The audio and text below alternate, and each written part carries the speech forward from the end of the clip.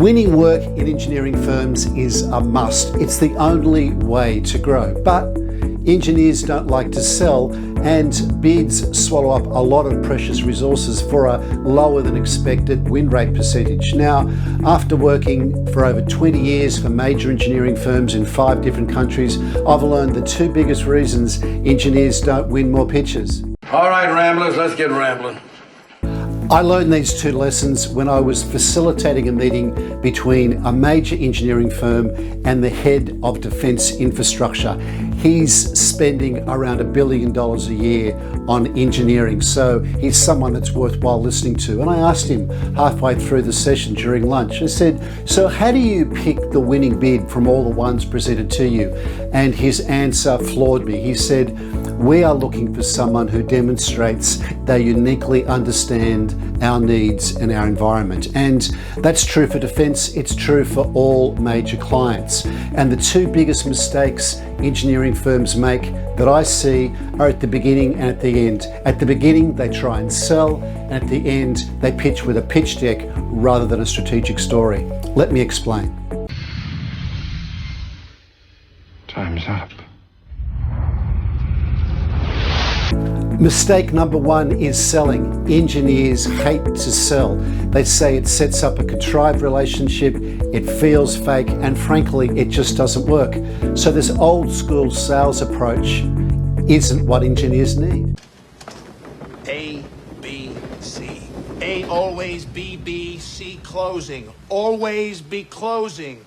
Rather than always be closing, I recommend A always, B, B, C collaborating. And in my book, Collaboradabra, I outline the magic of collaborative conversations. And this magic is the 6 moments that matter in every conversation you have with a client that helps you build trust, build influence, build relationship, and build the sort of understanding you need to translate into a winning pitch.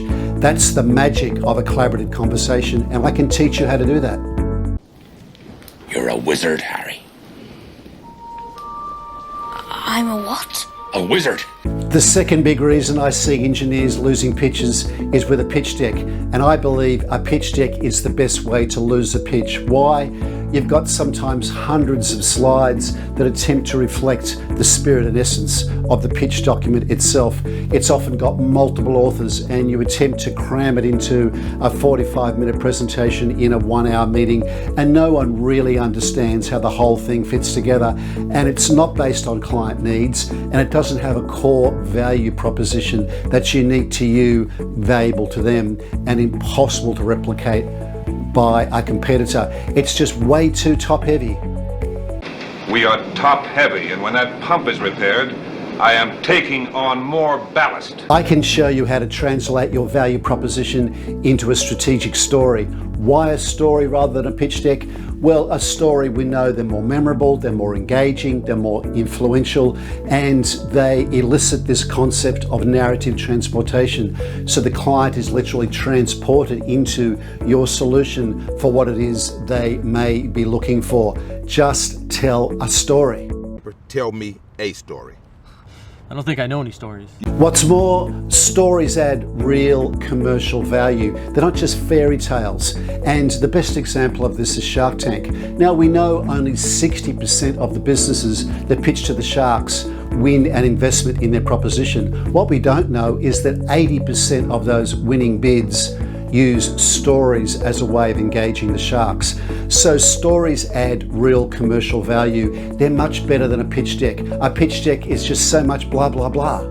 I don't say blah, blah, blah. So I can help you build collaborative relationships with your clients to uniquely understand their needs and their environment and demonstrate that in the way that you pitch with a strategic story. I'd love to come out to your firm and give you a presentation on how this works in a lot more depth. You can contact me at peteranthony@peteranthonyconsulting.com. I'd love to hear your story.